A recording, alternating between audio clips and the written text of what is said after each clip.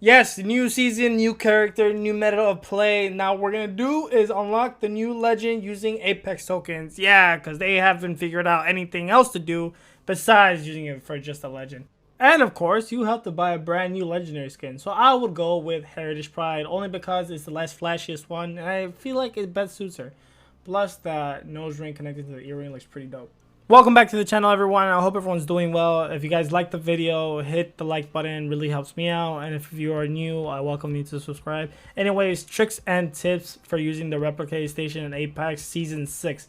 Now, to start off, is getting to know the system. Now, the materials that you find in game are the currency for you to purchase items in the replicator systems. Now, how to obtain materials is fairly easy. Right here, as you can see, as I'm dropping in, it's already labeled for me on the map. And you can also collect small amount of material by just opening crates, which can stack up to a lot depending on the area.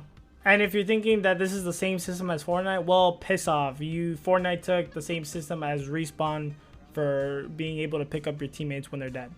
Now let's take a look what's in the replicator systems. When you're in the lobby, it already lets you know what items you can pick up in the replicator system, which is fine. You know, it lets you know what it's available for you to purchase. That way you don't have to go scavenge around the map.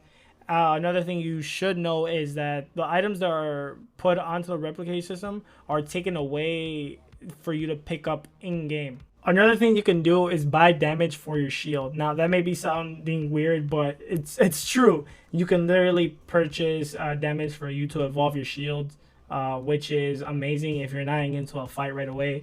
So you can upgrade that white to a blue, blue to a purple, and lastly purple to red, which I find that amazing. If you're a passive player that doesn't get into fights that much, you can easily just go around the map and collect materials for you to upgrade your shield, which could sound OP.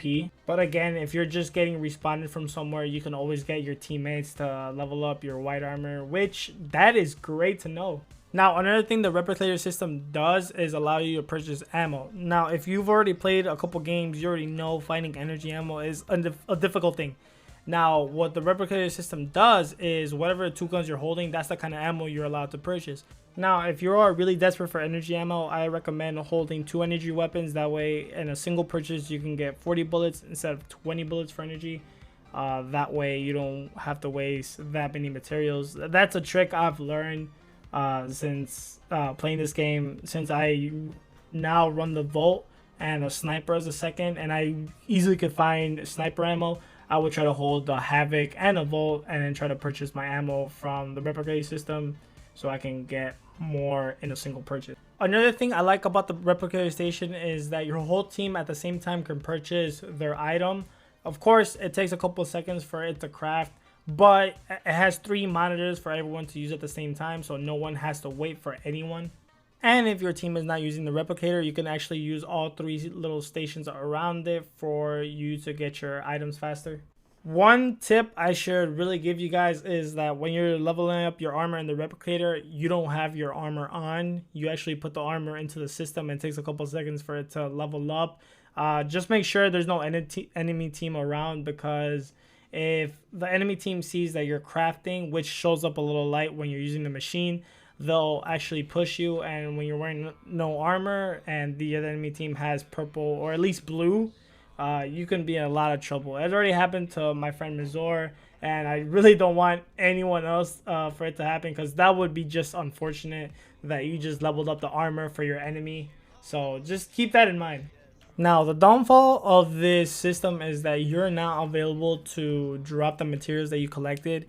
Even if you don't use them, it doesn't allow you to drop it for your teammates. So what I recommend everyone doing is that if you have collected a lot of them, if you're not going to spend them, try to pick up your friend's armor and try to level it up as many times as you can, because it just helps your team overall and gets you the dub, which of course everyone has a trouble getting if you're playing with randoms. That being said, a perk about the system is that if you die and get respawned, the amount of materials that you have collected does not reset. So you would have the amount of materials for you to spend to get the weapon, or whatever the situation is, you're available to spend those materials again.